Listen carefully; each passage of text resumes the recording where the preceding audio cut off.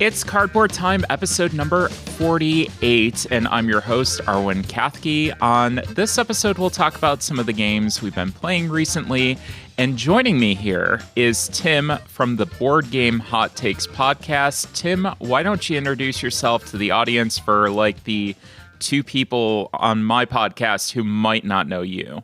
Hey everyone, Arwen, thanks for having me on your show. I really dig your podcast and I'm excited to be here. I love talking about games. So I'm Tim from the Board Game Hot Takes podcast. We're a weekly podcast where most of our episodes we play a game and immediately talk about it right after we finish playing it. So kind of give a full review of the game.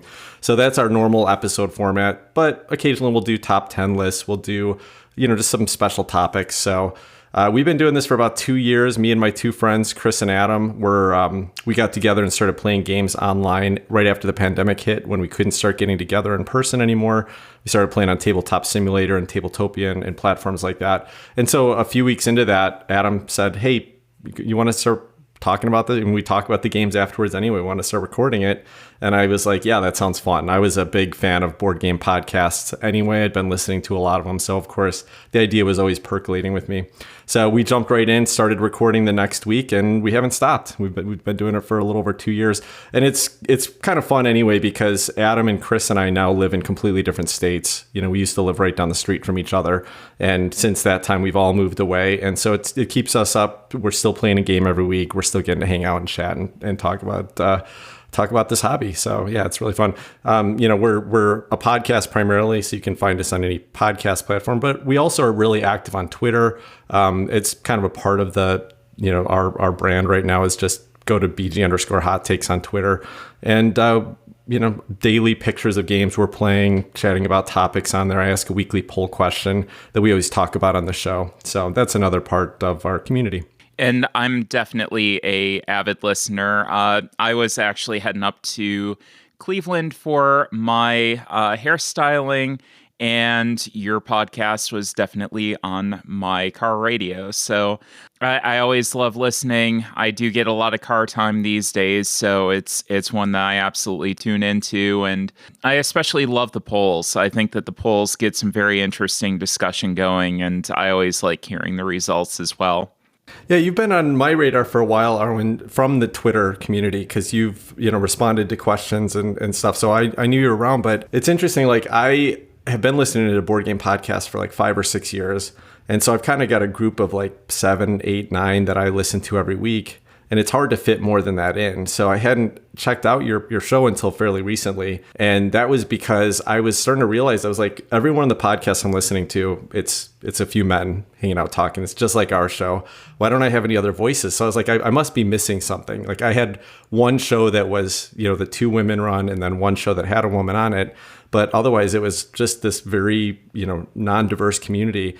So I put a question out, and Brian Chandler, who's a friend of our show, and I think has been involved with you a little bit as well, but he recommended you. So I started listening and got hooked right away. But there are not a lot of shows that are not run by white men at this time. It's disappointing. I'd love to see more. I think that was one thing that I definitely saw when Tom Vassell and the Dice Tower made the decision to give Mandy and Suzanne the platform to say, go ahead. And there was a lot of pushback at the time. So it kind of made it scary to get into the realm and to really start getting my voice out there. And I think that there has been a lot more acceptance and willingness to listen to our voices, especially lately since the pandemic. So how ridiculous is that there has to be acceptance to listen to your voices? I know. Like, everybody's, gamers are gamers. Everyone's got a voice. Like, why would you push back against the fact that there's women talking about games? That's just crazy to me. I don't get it. I don't know why. I'm glad that we are finally getting, some people listening to us and having some good dialogue with people. Yeah. It's nice to see that. I think across the board, content creation is a step behind, but we're seeing a little bit more as far as even in game design, in diversity represented in board game art. Like, it's been improving even since I really got into the hobby 5 or 6 years ago. We're starting to see a change there. Still not enough, but it's a good direction. Speaking of diversity, I wanted to talk about a convention that I recently went to, which was Dragon Con down in Atlanta. Very good diversity down there. And I was actually able to get some games to the table, which was exciting. And one of the questions I do want to ask you, have you been to any conventions lately, and have things changed for you since starting as a member of the media? Because I know for me, a lot of things have changed. You have more meetings, you have more time that you're trying to catch up with people and really, get 15, 20 minutes just to chat and talk with them. Have your experiences changed as time has gone on with that?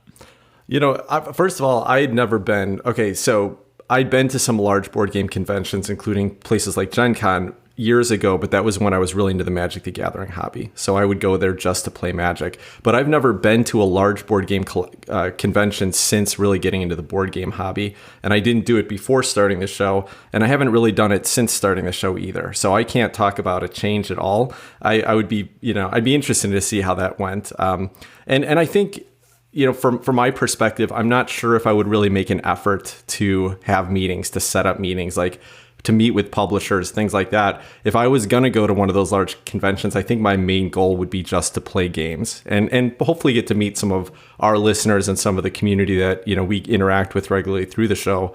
So I think I would probably try to keep it casual like that. So I'm not sure how that would change for me. I have been to a couple local board game conventions recently, and it's been fun. I kind of advertise it to like our local community people here and just say, hey, if you want to meet up and play a game with me, let's try to get together. And that's mainly what happens. So from my perspective, that's how it is. Chris, Adam, and I treat our show a little different than a lot of content creators do, and that is that we are really just doing this as a hobby. It's for fun. We have no intent of ever making any money on it. We honestly we usually reject review copies of games because we don't want the obligation of feeling like we have to talk about them. So creating a direct relationship with publishers really isn't on our radar. It's not something that we're really driven to do. Now, it's really fun when there are publishers that we love, that we've always loved their games, that they're starting to they know who we are now. They're happy to send us games if there's something we really want to play and we weren't going to pick it up ourselves. So that's been fun. But no, I think for me, going to a board game convention at this point wouldn't really change. What's your normal schedule when you go? I mean, do you get up early and start playing early, or do you stay up later and wake up later? Because I know for me, like going to Dragon Con, I was able to wake up at 10 o'clock in the morning as opposed to getting to the convention hall at 10 o'clock in the morning. Not having any meetings or anything was really nice. I was able to mosey on down, get some breakfast, go back upstairs, start playing something, go to a panel, just kind of relax as opposed to having to game constantly. So I'm interested to hear what your schedule is usually looking like. No, I am the game constantly person. Like if I'm there, I just want to be gaming. My gaming time is limited. And so when I set aside a weekend for gaming, like a convention, it's like I'll play till 2 a.m. and then get up at 6 a.m. I don't need a lot of sleep for a couple days. Let me just get on that, get as many games as I can. And I'm usually exhausted by the end of it. I'm usually like my brain is completely dead. And maybe I regret that, but yeah, that's what I'm there for. So I put as much as I can into it. I've had my boss go and say, "Why are you so tired? You just went on vacation for 4 or 5 days, and now you're coming back and you're all tired." It's like, well, I spent my time at the convention hanging out and going. So yeah. It sounds similar. Need a vacation from your vacation. Well, I do want to check on my shelf of shame because the listeners always ask, what's your shelf of shame at? It is down by 7 games, and partially due to Dragon Con. One new acquisition was a Kickstarter arrival that I got called FlameCraft. A lot of people are talking about it on social media right now, and I did get the opportunity to play that as well. 7 other games that I got to the table. The Don't Llama dice game. Fun little dice game I might talk about on the show at some point. The Spill, which I will cover in this episode. Cryptid Cafe. Stick'em, which was a very, very interesting trick-taking game. 5 Tribes, a classic, and a classic for a reason. Very good game. Cosmic Frog was one very strange game, but one that I really, really enjoyed.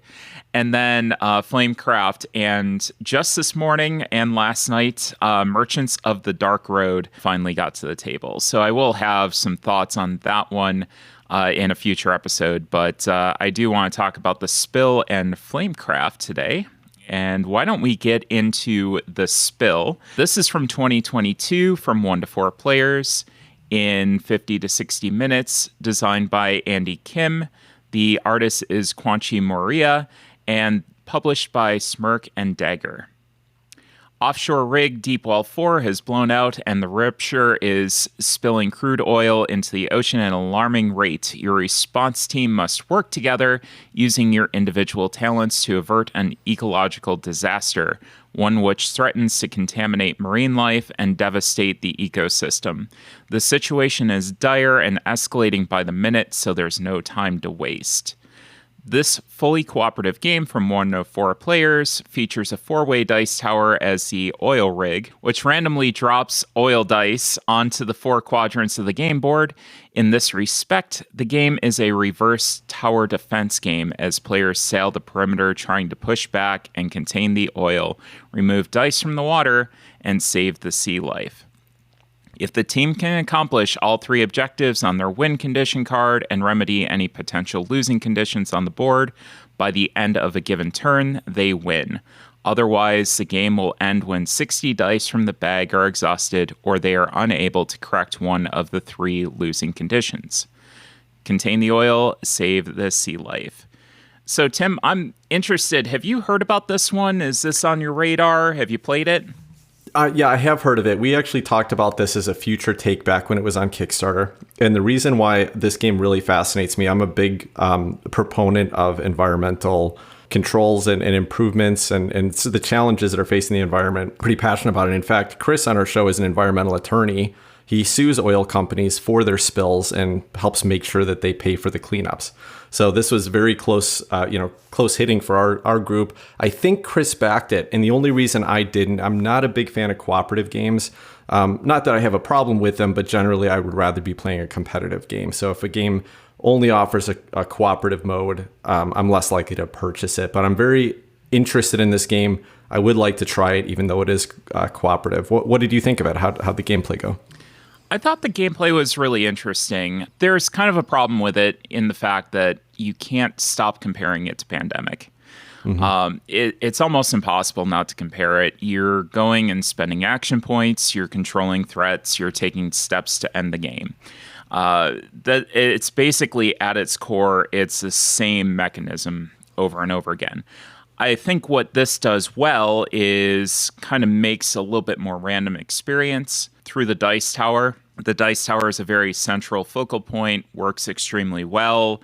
Like it's dropping everything into different sectors. It's not constantly dropping things into one sector, which with a mechanical dice tower like that, I could see some, tendency for bias, but it worked really, really well. And it's incredibly satisfying too. I'm an engineer. It's one of those things that you can't help but love. You hear the clacks of the dice. I made a video that's on my Instagram. You can go and take a look, and it was very, very satisfying, especially in slow motion, to hear those dice kind of clicking and clacking on their way down. The deluxe version's really well done. The components are excellent. Wooden tiles. It's really the main difference between the standard and the deluxe version. The boats are different shapes, so they help with color vision issues, which was a huge, huge thing for me. Because the colors on a couple of them are very, very similar. Easy to teach, easy upkeep. If you played Pandemic, it's extremely easy to teach somebody to get into this. If somebody hasn't played Pandemic, it's still a very, very easy teach, just like Pandemic is. I will say those who don't deal well with randomness probably aren't going to like this one. If you want more control, if you don't like the randomness of the dice, this is going to kind of, frustrate you. I did feel like I do have a lot more control over the cards. You're able to better control your fate in Pandemic as opposed to this game. But one thing that I also really did like about this is the fact that you had these different win conditions. So pandemic, again, comparing it, but you basically have this one win condition. It's like you get the cures, you're done. This is more or less swapping things out. You can make an easier or harder game depending on what win conditions that you have. So it does make the game feel fresh from one game to the next. Well, let me ask you a question. First of all, I saw your video on the dice tower, and I was really impressed with that because it does seem to do a good job of distributing randomly to the 3 different quadrants in this thing. Do you think, as an engineer, do you think that could work with marbles as well, or do you think because of the squared edges on a dice that's what helps randomize it? I think it could work with marbles. The reason I'm asking that is because there's another game recently that we played called Golem, and my biggest complaint about that one from a production perspective is that you are randomly distributing marbles into this cathedral that's supposed to distribute them into 6 different kind of trays, but it doesn't randomize it at all. You basically have to physically spread spread it across. If you just drop them in there, they're all going to go in the same section. And I really wish they'd done something like this. It seems like they handled it really well in the spill.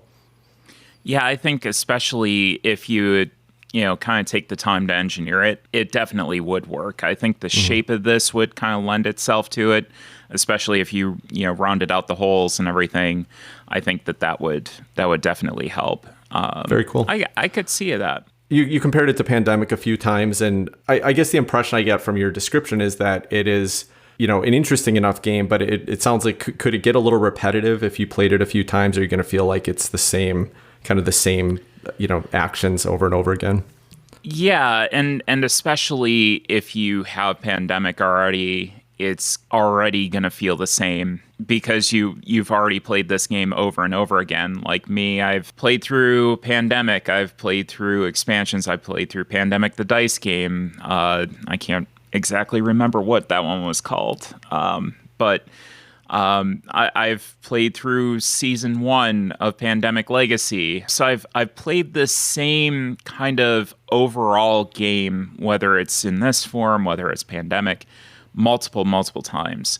And if you've done that already, this isn't going to bring a huge amount that's new to the table. Yeah. I think Pandemic kind of created a formula that co-op strategy type of games are going to follow because it works. It's like the increasing threats, the randomness, and you almost have to have a high level of randomness in anything that's cooperative, because if it's just a fixed puzzle, then everyone can work together and solve it. So you have to put things in there that they can't solve for, that they can't account for, and that seems to be kind of a trend. And maybe one of the turnoffs for me with co-ops is that it does seem like many of them that I've played feel very repetitive, and they feel like they follow that same formula. Yeah, and I would agree. I think that because it works so well, it's just like, let's keep pumping these out. And I was amazed at all the comparisons I was able to draw. Like some co-op games, you're able to kind of go back and 1 or 2 things that might borrow, but this was almost straight up. And looking at the comments on BGG as well, a lot of people are seeing that too. So I think when it comes to my final judgment on this, I don't know if it has a place in my collection while Pandemic's still around. I have to figure out which one I want to get rid of. I love the dice tower. I love the theme on this more. Right. But Pandemic's kind of the OG that I grew up with, that, was one of my first games, especially one of my first cooperative games. So I can't bring myself to sell it quite yet without figuring that out, but it may be on the short list. I think for everybody else out there, I think you kind of have to think of the theme and think of the randomness, or maybe more predictability of Pandemic, and try to figure out which one you might like, if either of them. Tim, for you might not want either of them because, they're both cooperative, so they might not either be in your wheelhouse. I think the thing is, do you want to deal with the global crisis that already happened, or do you want to deal with the global crisis that's ongoing and future coming? So that's probably your best choice. So that was The Spill. And Tim, I've asked you to bring a couple of games to the table. Why don't you talk about your first one? Yeah, so I actually had last weekend, Labor Day here in the United States. So it was a long weekend. We had some friends from out of town come in and spend the weekend with us. And I'm always trying to drag my friends into games. And this couple is really, really into it. So, and they have an older son. So we had 5 of us, and I had to pick some games that would be good for 5 people that are not, super hardcore gamers. So these couple of games I'm going to talk about are maybe a little bit lighter than I'm usually really focused on, but they're both games that I really, really love. So I think they're worth a mention. The first is I got a chance to play So Clover finally, and this is a kind of a cooperative party game. I just talked about how I don't like co-op games, but here's a nice exception. So Clover is a cooperative party game. This was just published in 2021 by the designer was Francois Romain and published by Repos Productions. Have you talked about this on the show before, Arwen? Because I didn't find a reference to it. I don't think that I've mentioned it. It is one that I've played quite a bit. Okay. But yeah, Cool. I don't think I've talked about it quite yet. So this immediately drew a comparison to me, and I'll explain the mechanism a little bit, to Just One, which is another cooperative party game that came out a couple years ago that has been a good hit for, again, kind of the lighter social gatherings, people that are not really into heavy games. It's been a really fun hit. I've brought it to work events and things like that. And So Clover, I think, is going to fall in that same realm. The way this works, and the reason it's given the name So Clover, it's supposed to be a play on the word so clever, of course. But the components that you're working with, everybody gets handed this tray that is in the shape of a 4-leaf clover. So there's basically 4 sides to it. And then everyone is given 4 square cards, and each of the square cards has a word written on each side of the square cards. And so what you're going to do is place all 4 of those cards in any position you'd like, in any direction, in the middle of this clover, so that on each edge where the clover leaf extends past the cards, 2 of the words are going to be on that side. And what you're going to be trying to do is basically you have a dry erase marker, and you're going to write on the edge of the clover a word that is going to help people guess which of the cards you intended to be on that side of the board. There is a total of 16 words that you're dealing with from the four cards you're handed, and you're going to have them guessing a word that matches 2 on each side.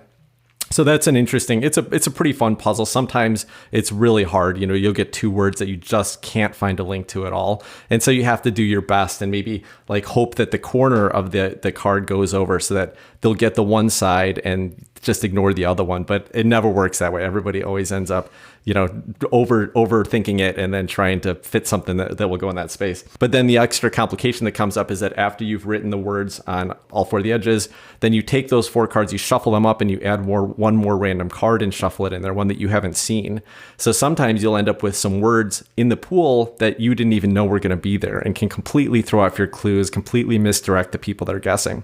I mentioned this is cooperative. So basically what's going to happen is that everybody's going to do this exercise at the same time, where you're all writing your clues down. When everyone's done and they've shuffled up their cards, you go around the table one by one, and all the other players guess so when it's your turn and you're going to sit there and watch, they're going to be guessing your words.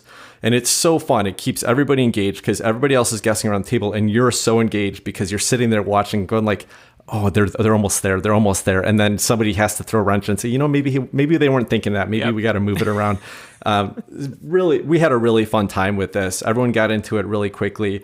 The whole group wanted to keep going back to it over and over again. So I think this is a game that's going to stick around. There's going to be the right moments for it. We're going to pull it out and just, have a really fun casual time gaming with So Clover. Good. I was glad I finally got a chance to play it. Yeah, I really love that one too for a good quick party game. That was one that my main FLGS recommended to me and said, you have to pick this game up. I saw a lot about it again on social media. This is a great game. You're going to love it. We first tried it. I think I picked it up actually up at Eric's place and took it to PAX U, and then finally got it out at PAX U. And we loved it. We played a ton of games of it. It was the game of the weekend for us, just sitting there and kind of hanging out and chilling after hours. And it's one that always kind of gets a lot of good reviews from my side of the table as well. Awesome. So the other game that I wanted to talk about today was FlameCraft from 2022. From 1 to 5 players, plays in 60 minutes, designed by Manny Vega, and the artist is Sandara Tang, published by Cardboard Alchemy and Lucky Duck. Artists and Dragons, the smaller and magically talented version of their larger and destructive cousins, are sought by shopkeepers so that they may delight customers with their FlameCraft.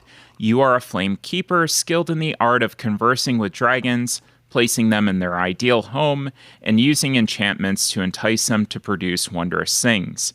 Your reputation will grow as you aid the dragon and shopkeepers, and the Flamekeeper with the most reputation will be known as the Master of FlameCraft. In FlameCraft, 1 to 5 players take on the role of Flamekeepers, gathering items, placing dragons, and casting enchantments to enhance the shops of the town.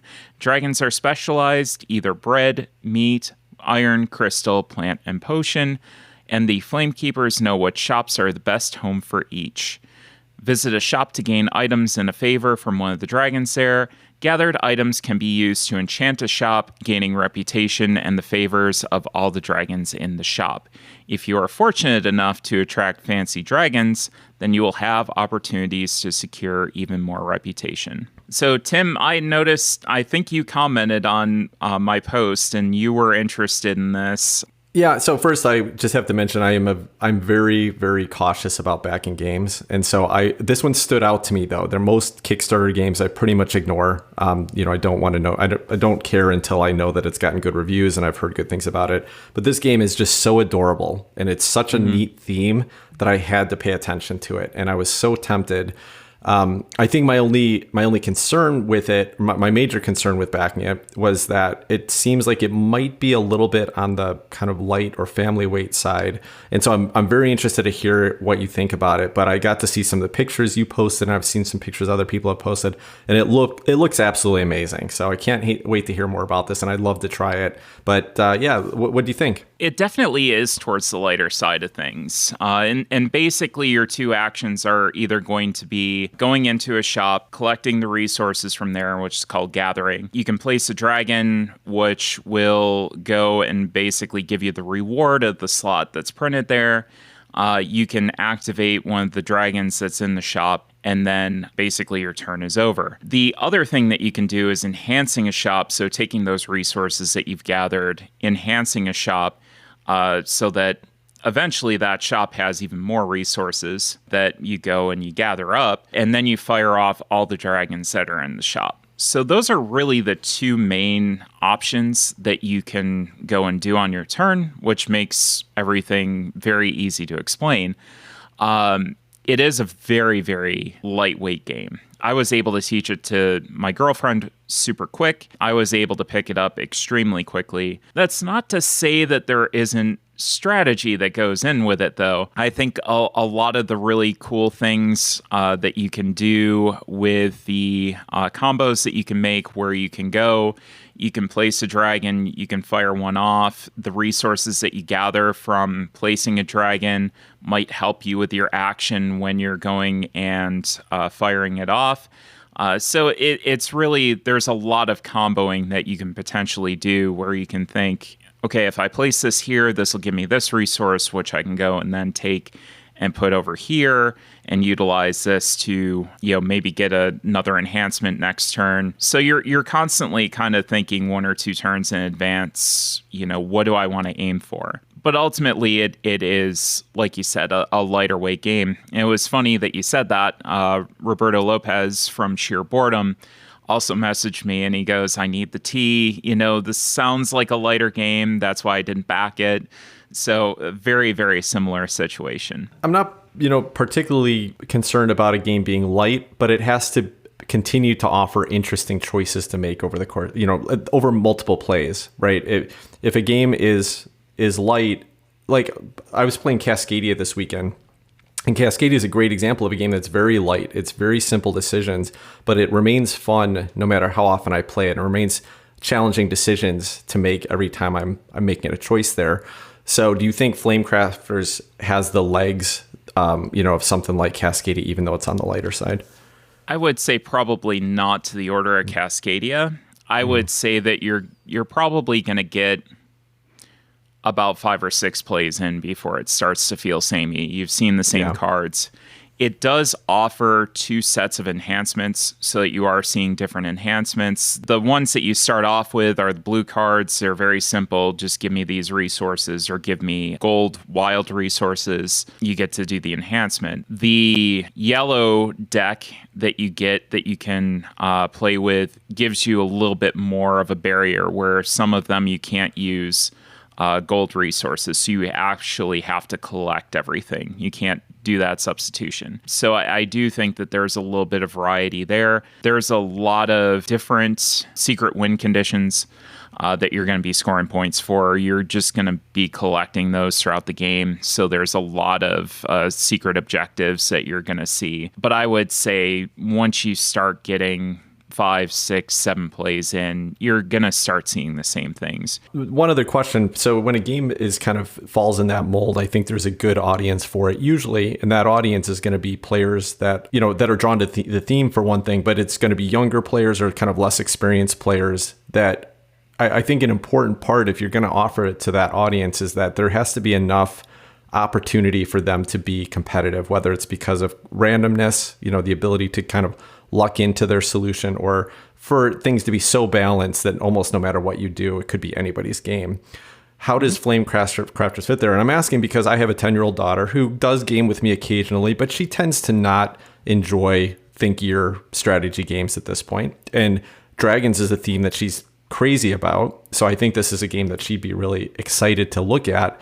But if we played a couple times and she always felt like, she was losing, she couldn't keep up with, how things were going, it would probably lose her attention. Do you think this is a game that might be a good fit for that audience?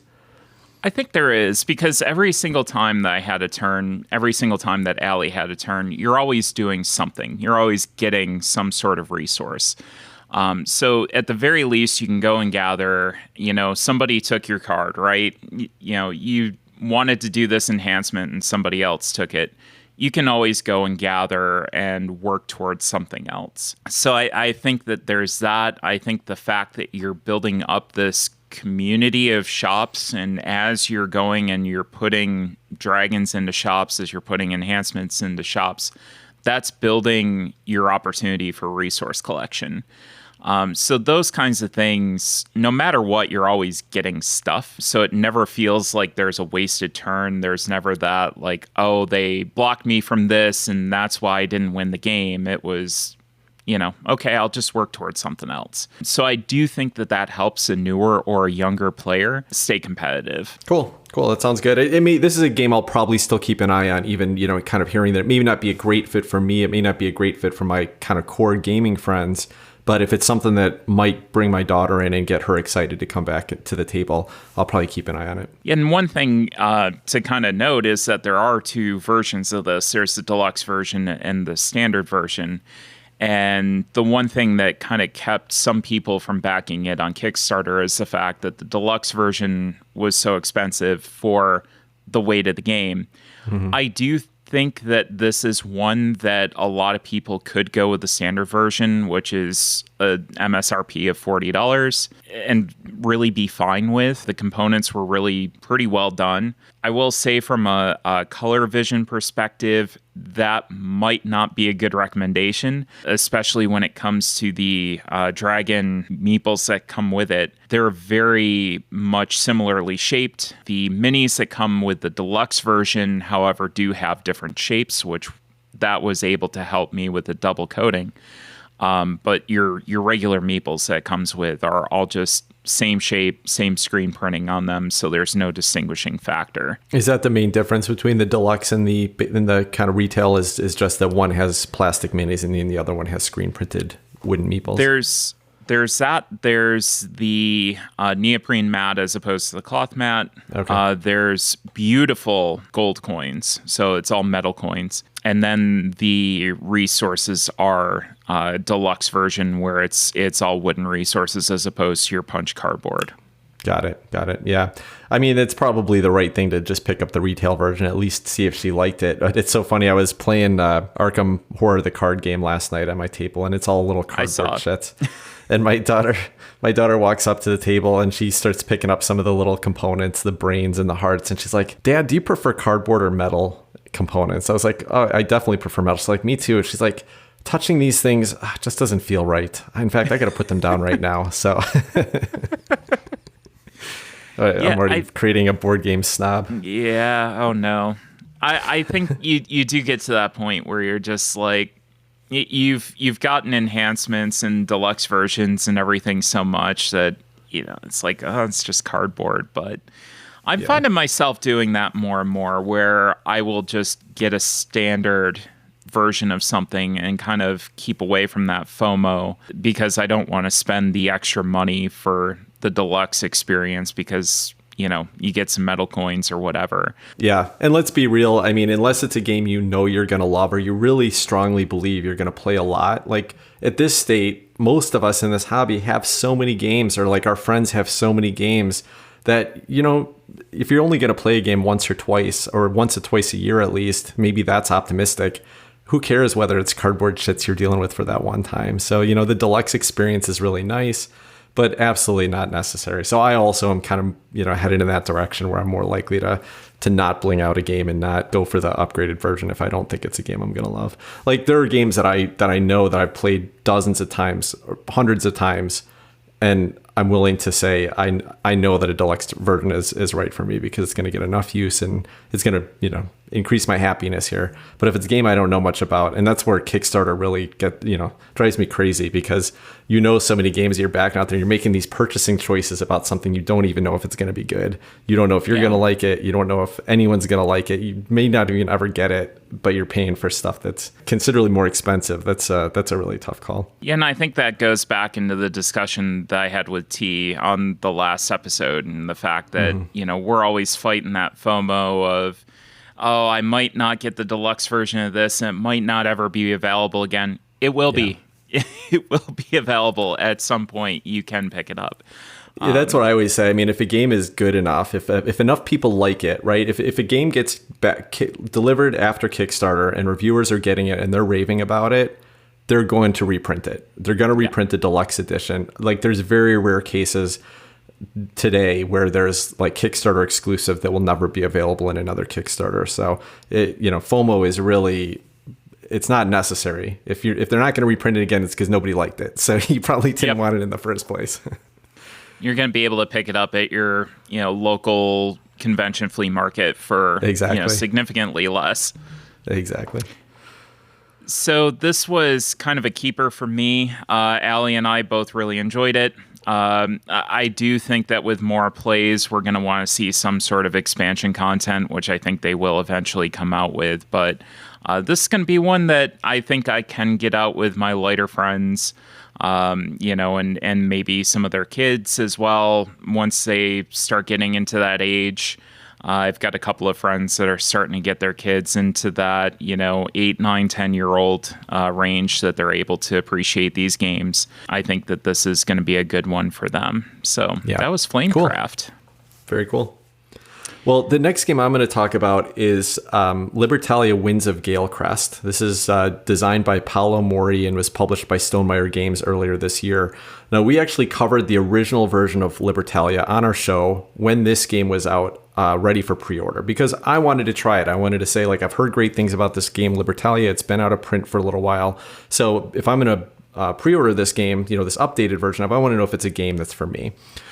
So we did play it, and I liked it enough to pre-order it. So I've had a chance to play this a lot in the last 6 months. And this was another game we brought out with our friends who, were lighter gamers. Winds of Galecrest is basically kind of an updated version of the original Libertalia, which was a straight pirate theme, right? It was originally themed very much like a Pirates of the Caribbean. It had that kind of dark art, gritty art, and everything. And Stonemaier Games took it and kind of put a fantastical spin on it when they did this new production. And then basically now you're sky pirates. So it still looks like old pirate ships, but they're floating through the air. But all of the pirates are anthropomorphic animals of different types. Very colorful art by Lamaro Smith, really beautiful Caribbean artist. His art's amazing.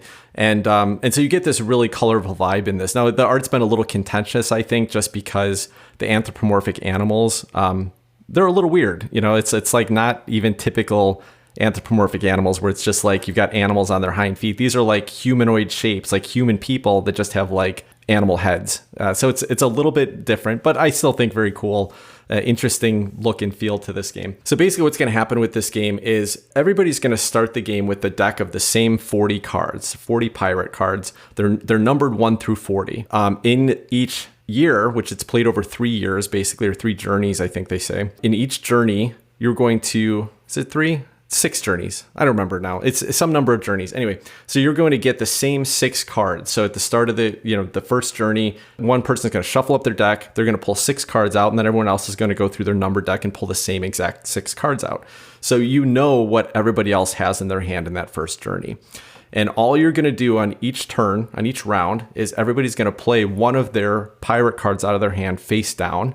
Once everybody's played one, you flip them up, you reveal them, and you sort them from lowest number to highest number. And there is a tiebreaker mechanism. So if 2 people have the highest number, for example, there's this little reputation track that you can move up or down on during the course of the game. And whoever has the highest reputation is going to go to the right of that.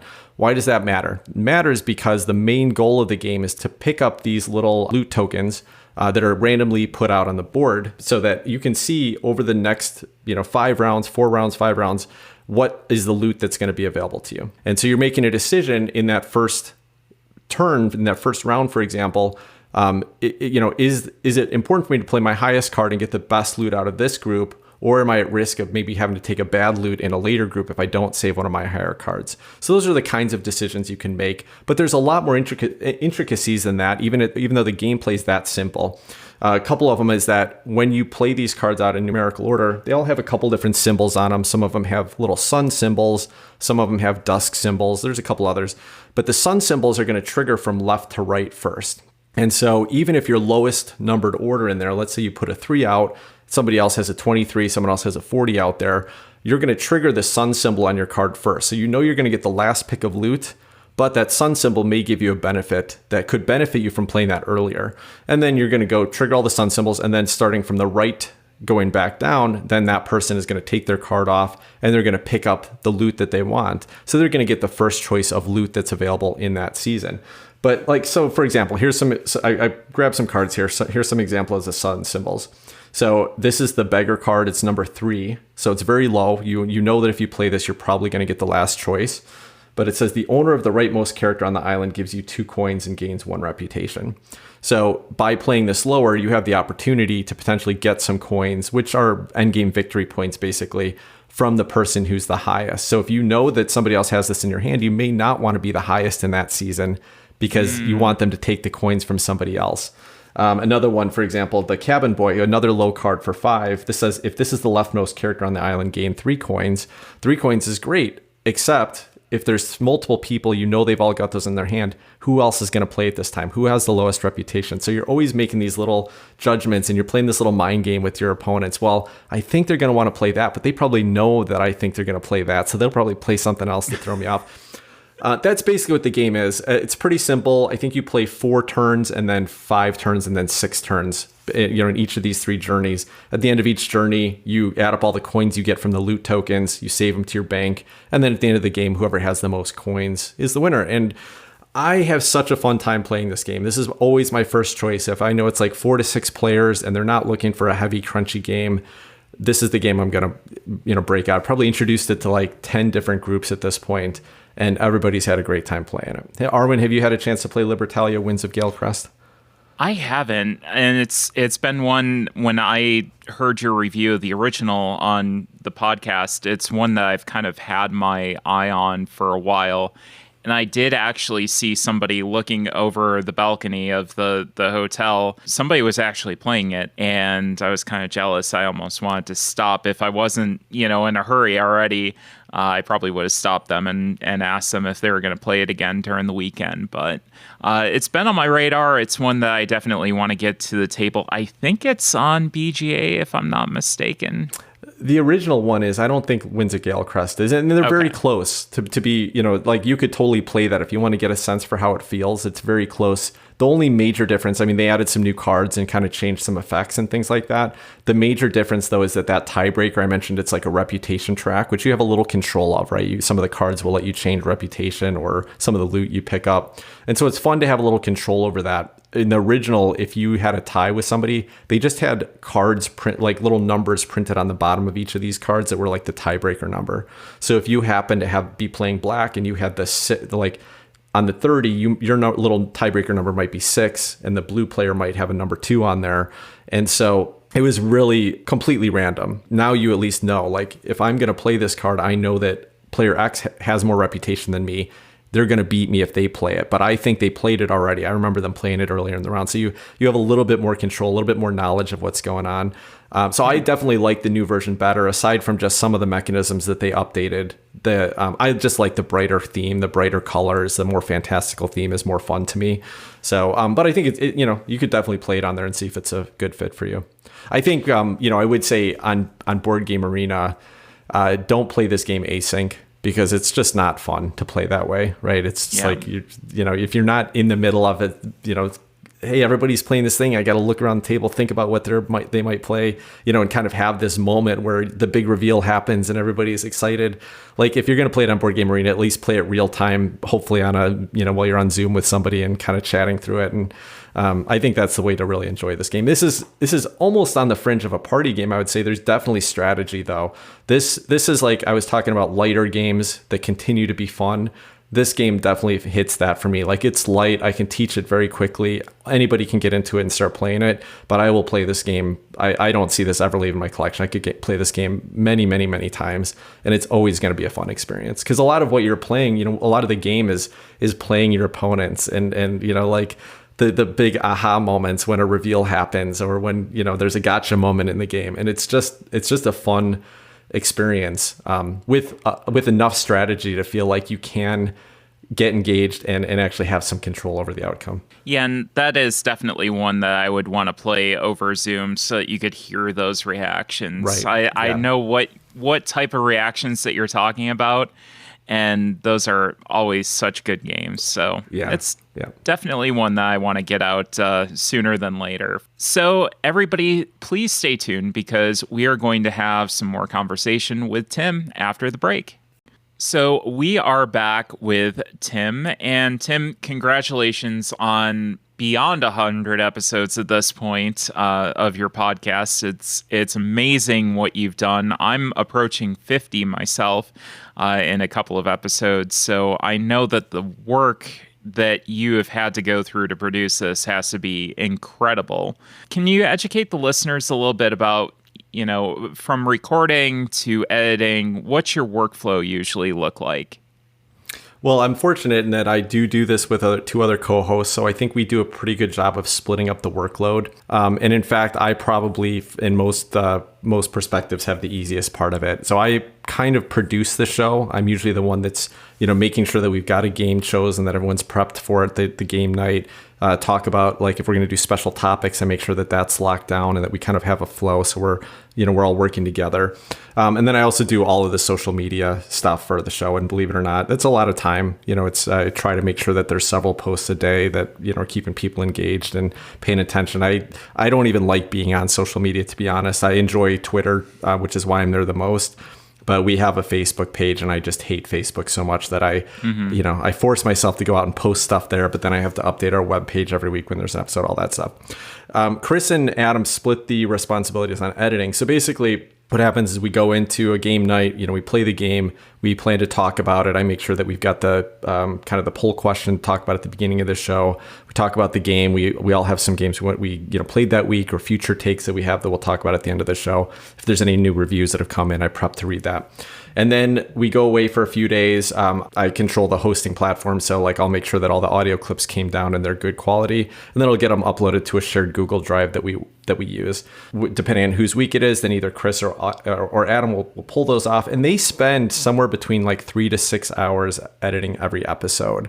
They're getting faster at it. I remember the first time Chris took it, I think he spent 15 hours editing an episode that we did, and so it's getting faster. But they definitely put a lot of like grindy time into make sure that the audio quality is good, make sure that things are locked up. Believe it or not, they actually even like the flow and how the episode sounds. A lot of that comes from them editing and making sure that there's good comic timing in the show, making sure that we don't have too big of a pause, making sure that, like it's amazing how great, I'll be on the conversation. I'll be like, I don't think that episode was that great tonight. And then I'll hear their final edit on it and it'll just be great. I'll be so surprised oftentimes. So they really put a lot of work into trying to make sure that it's quality.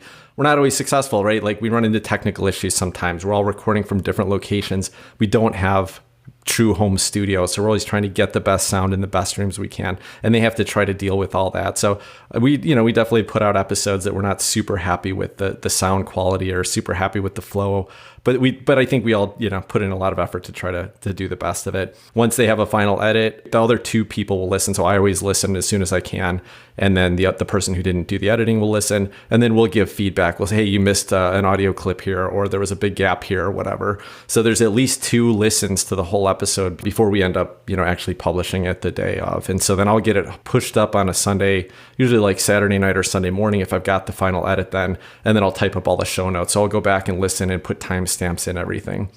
So that goes up then first thing Monday morning, which is exciting. So then I have to create a banner for it. I post that everywhere I can. And then I also put it out on YouTube because for some reason people like to look at their audio, I guess. But we have a lot of people on that really only listen to us on YouTube. So I post an episode I get it converted into MP4 format, get it up on YouTube. So it's a decent amount of work every week. You've talked about on your show, don't go back and listen to episode 0 or episode 1. Can you talk about a little bit of that growth you already have with the editing, going from 15 hours to, 3 to 6, I think is huge and a journey that I've had as well. What else has kind of changed since then? A couple things, one, the first couple episodes, including like episode 0, it was the first time we ever tried to record something. We hadn't picked like a recording platform, but we use Riverside, which allows us to kind of record multiple tracks at once, and they record locally. So if there's any internet quality issues, you still get the local track.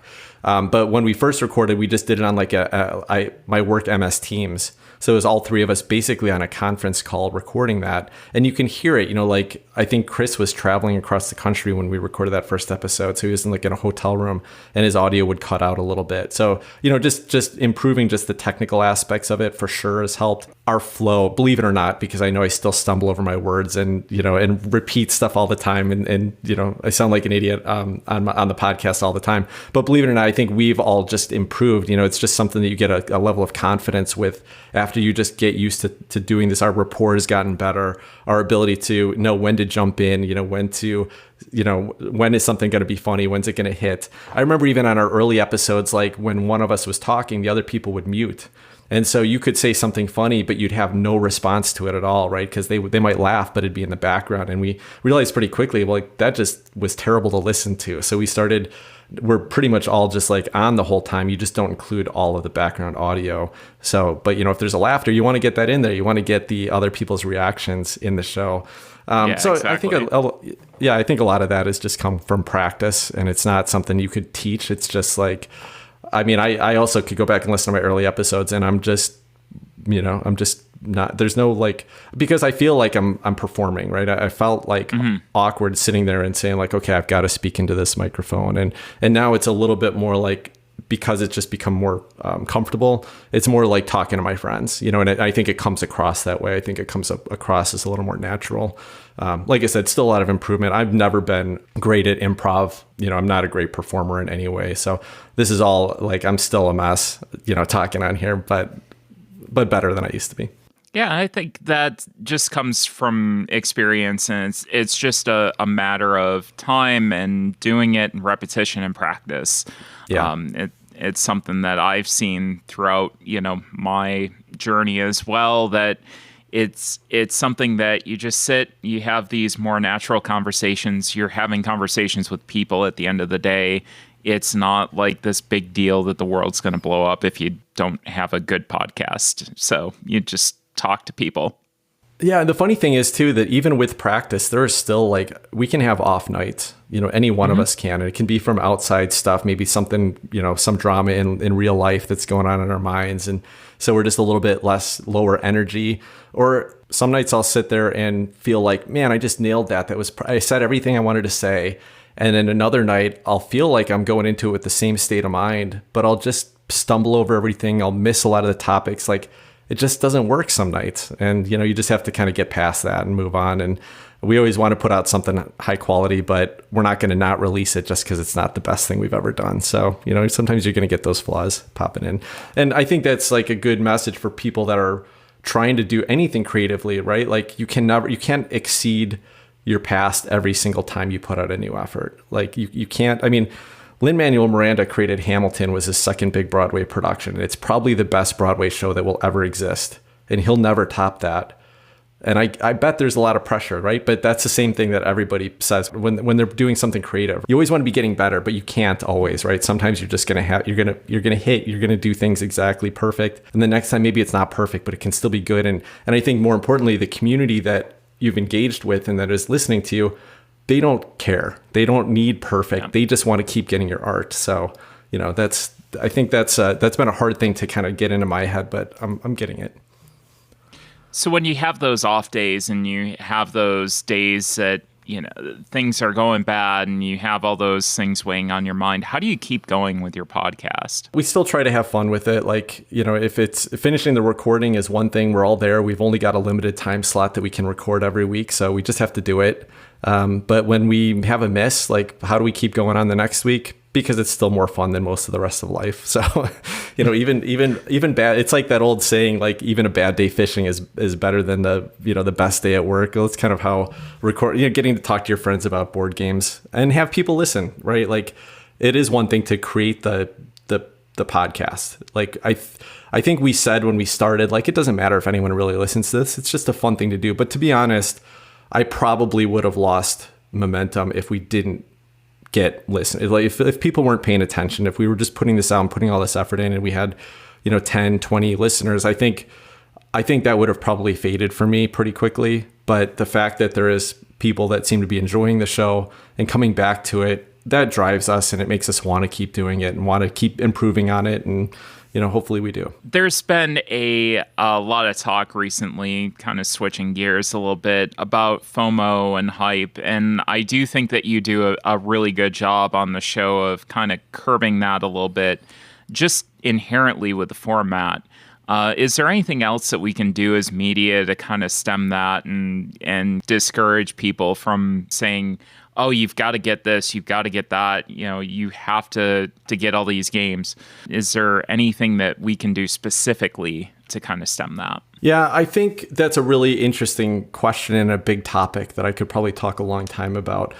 First of all, as a person who is enthusiastic and enjoys the hobby of board games, you want to go in and talk about the great qualities of the games you're playing. And especially as you start to get noticed by designers and publishers that are starting to pay attention, criticizing games is not a fun thing. It's not fun for me anyway. I think there are some people that love doing that, like that they get a kick out of saying negative things. But for me, it's not easy. So, I think do we have a responsibility as a free content creator? I don't know. But I think if you're putting reviews out, especially, and even if you're putting any kind of media out that people are paying attention to, I think you do have a little bit of a responsibility to be honest. And, hopefully the reason why you're building an audience is because they trust you and because they want you to be honest. You kind of have to push over that, that hurdle and say, like, I know it hurts to say something negative about a game that you were enthusiastic about, or that that the designer may listen to and it might make them feel bad. Like, I don't want to do that. But if you're going to if you're going to curb that FOMO, you've got to be honest. You've got to let people know. I think one of the kind of inner goals that I've had with this podcast is to save people money. And it's not, it's like, that's not the main reason I do it, of course, because I'm enthusiastic. I spend plenty of money on board games. I'm building up my own collection, but I know that there's a lot of bluntly, mediocre games that exist. There's just too many games coming out all the time. I don't want to be wasting my time and money on games that are inferior to some, that are just not going to cause as much fun and enjoyment as, like, inferior. That's all subjective, of course, right? It may not be as exciting for me, but it might be a great game for someone else. But let's be real, like, there are objectively better games for most people. There are games that are going to give more value in the amount of gameplay experience they have and the challenging decisions that they offer. And so I would much rather highlight and get people to say like, yes, you should go check this game out because I got so much enjoyment out of it. Here's one of the challenges I have to admit. If you back a game on Kickstarter or you purchase it and you're enthusiastic about it, you've now invested that money and you've kind of talked yourself up to say like, this is going to be a value for me. I'm willing to spend this $100 on something or $60 on something because I believe it's going to be good for me.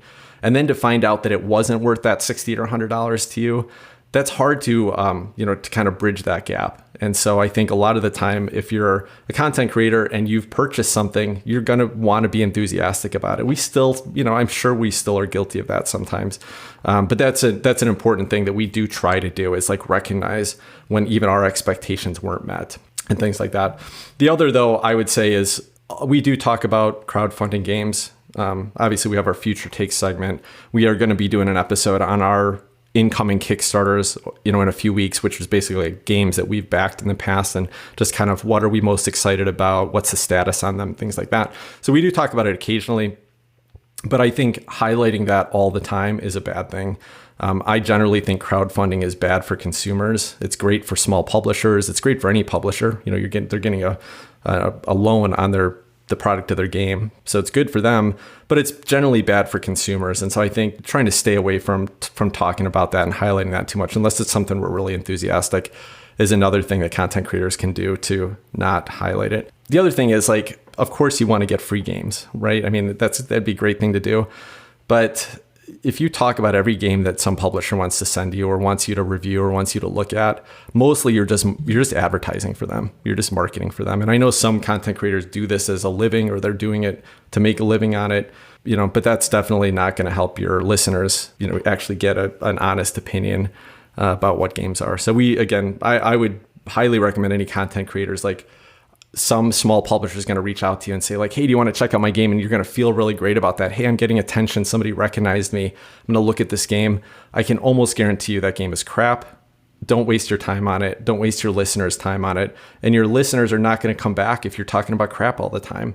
So it kind of helps everybody to just focus on what you truly love, what you actually care about, and not just try to highlight everything that comes across your radar. So I don't know. It's a long, rambly answer to your question. Hopefully you got something out of it. No, definitely. And especially going back to review copies, there's a lot of them that start coming across your radar, like you said, and people want to send you stuff. And some of them are good.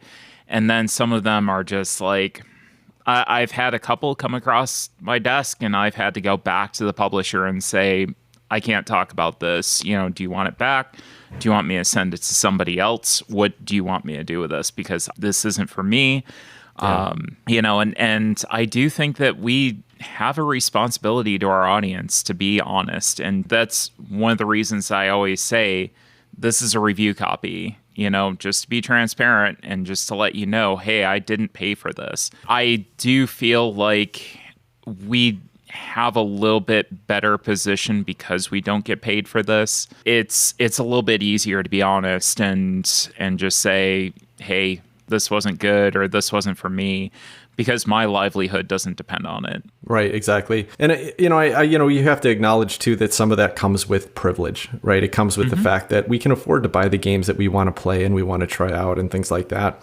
And part of that privilege comes from getting lucky enough to be born white in the United States, and and everyone doesn't have that privilege, and it also drives some of why are there less female content creators, why are there less diverse content creators. And a lot of that is because privilege, the time and the money to be able to invest in a hobby like this and do it consistently, the time to invest in the game. So it's really hard to criticize people for taking review copies and trying to make something out of their channel based on that. But I honestly strongly believe that if you take review copies and talk about, them, if you didn't like them, you're hurting your channel. It's not just about hurting your listeners.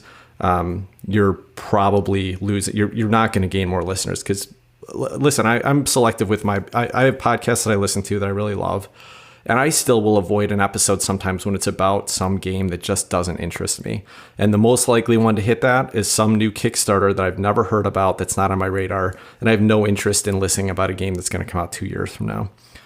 So, we do it sometimes. Occasionally we'll play a game that's still on Kickstarter because it's a game we're enthusiastic about and we want to try it before we decide if we back it. So, that's occasional. We try to focus on games that at least have a pretty high interest level. But if you're taking review copies from publishers and willing to talk about anything they send you, you're wasting your listeners' time and they're not going to come back. They don't want to listen to that stuff. So recently you did your top games of all time. Do you have any tips for somebody who might need to do that in the near future? Just asking for a friend. Yeah, there's a great tool. There's a great tool called, you can go to pubmeeple.net, I think, or just Google PubMeeple. PubMeeple was apparently an early board game podcast. I don't think they're still in the works, but whoever created that podcast must have been in technology because they put out some really nice tools on the internet that you can use for kind of sorting your board game collection.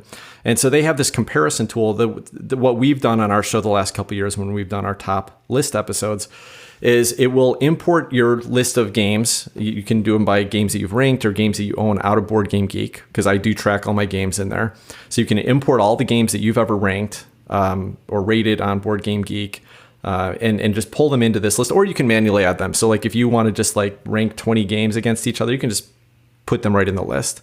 And then what it starts doing is doing kind of like a left or right option for each of the games. So what I would do is like if I pulled in all the games I've ever ranked, it would have to make me do like 18,000 selections. So what I did is I limited to games that I've ranked an 8 or higher, because I know that if I ranked it less than an 8 on Board Game Geek, it's not going to be in my top 30 list, so I don't even need to look at it. So that ended up giving me something like 180 selections I had to make. So it would just pop up two of these games next to each other and say, yes or no. It's like you have to make that judgment. Like, how do you use this? Are you saying this is my favorite game of all time, or this is the game I want to be playing right now, or whatever? It's going to change every time you do this a little bit, I think. But then you basically just make a selection, and then it'll compare two other games against each other, and it'll keep, like doing that until you get to the bottom of the list, and you'll start getting those tougher and tougher choices because the top games that you've compared against everything else is winning, and then you're like, oh my god, I don't want to have to pick one of these two. But that's what we did. And then after you get the final list out of there, like we did a top 30 this year. We got 30 games. And then I looked at things that were like just outside of the top 30, like the next 10 or 20 games, and said, was there anything here that I feel like maybe didn't get a fair shake out of this? Like I didn't maybe feel it today, but I know this is one of my top games. I ended up moving only one game onto my top 30 list and moving one off. And then in my top 10, I moved one game down a little bit lower, just because it was a very new game to me and I was really excited and really enthusiastic about it, but I knew that it could fade with a little bit of time. So yeah, anyway, PubMeeple, that's the easiest way to go about it as far as I've found. Perfect. Like I said, just asking for a friend, no big deal. Any other hobbies in board gaming? I mean, I know that I like hiking. I know I like going to the movies with friends and hanging out. What do you do when you're not at the table with other people? I love running. I don't know why I choose to do this to myself, because it's basically a daily punishment, but I try to run every day, or if I can't run, I lift weights. So I just try to stay active, but it's for me. It's not like I just want to stay healthy, which of course I do, but I actually really miss it if I don't get out for a run or don't get some physical activity every day. And podcasts that's the main place I listen to board game podcasts. So kind of what the run is, it's like, hey, I'm going to get out for 30 to 60 minutes today. And that means I go and get to go and listen to my friends talk about games, like meaning the podcast that I've been listening to for years, and they've now become my friends because, I know all about them. And so that's really fun for me. And even to the point where like I'll run a half marathon. I ran the Phoenix half marathon earlier this year. Oh. And I just listened to board game podcasts the whole time I was running the race, 13.1 miles, like 2 hours, just listen to board game podcasts. And it was great. So running is a big part of it. The other thing I do is I hesitate to say that I like doing it, because I don't like doing it, but I always feel good about when I do it. But I like to fix up houses. Mainly, I've always just done it on my own houses where, if I bought something, there's always things that can be improved. And I got lucky, when I was growing up, my dad was very handy. He was very frugal. So he never hired anyone to do anything on our house. So like he was able to teach me, basic electrical work, basic plumbing. We drywalled a basement together. Like I learned a lot of those skills, luckily growing up, and felt pretty comfortable going into them with my own houses.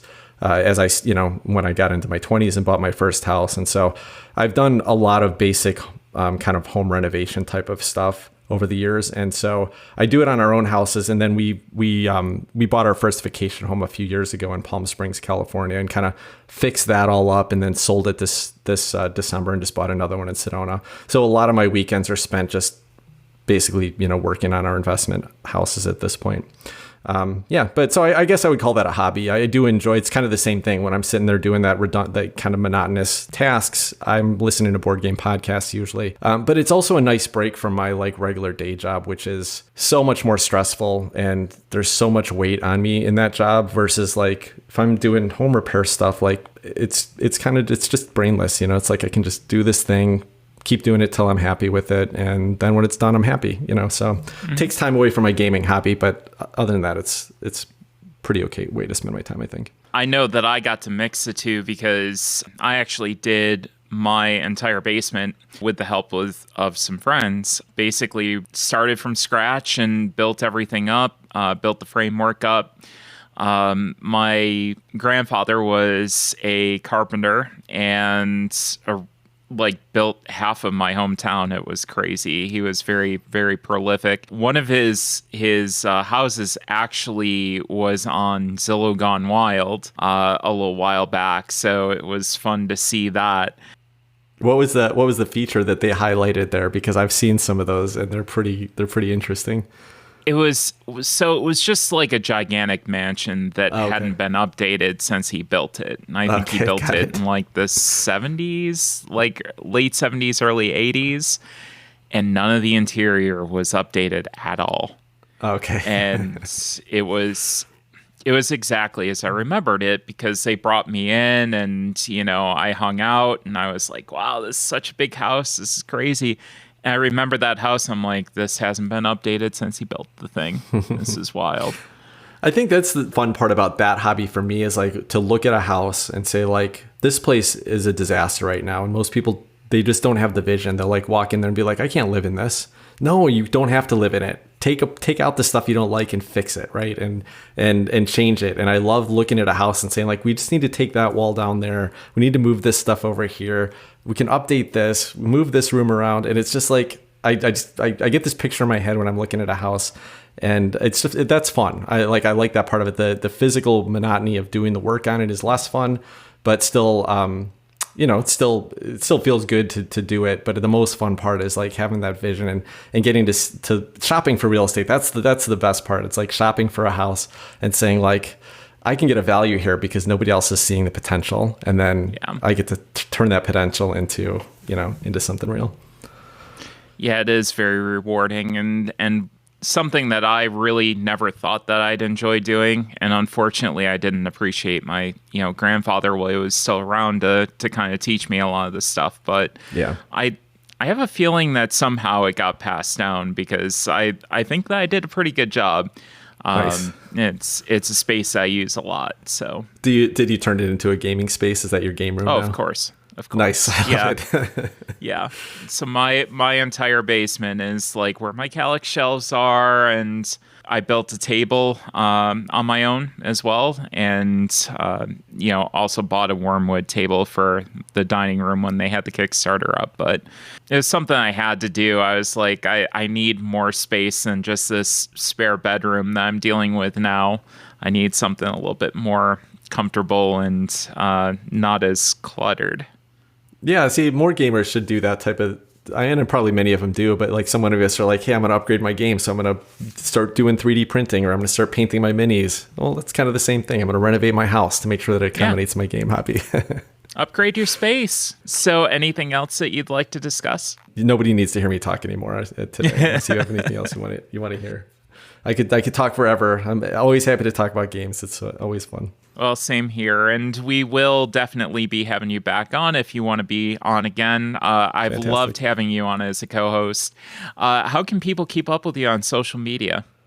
Yeah, so again, Twitter is our primary source. That's where me and my co-hosts are generally interacting. I run the social media account for BG_hot takes on Twitter. But if you comment something out there, you're usually going to get a response back from Chris or Adam as well. You can tell by our little, our illustrated heads that are in our profile pictures. So that's the best place. We're on Instagram at BG_hot takes. We're on Facebook at Board Game Hot Takes, but we're not so active there. But if those are your favorite platforms, feel free to follow us there. We'll occasionally put some stuff out and love to chat with you there as well. For us, our website is cardboardtime.com. Our Instagram and Twitter is at cardboard_time.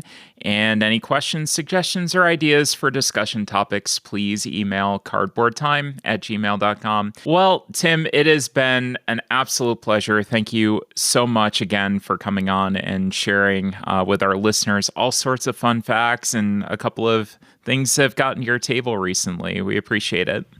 The pleasure was all mine, Arwen. Thank you for having me on. And yeah, happy to get to know you. This has been great. So as always, thanks again for listening, and we'll see you in 2 weeks for another episode of Cardboard Time. Happy gaming.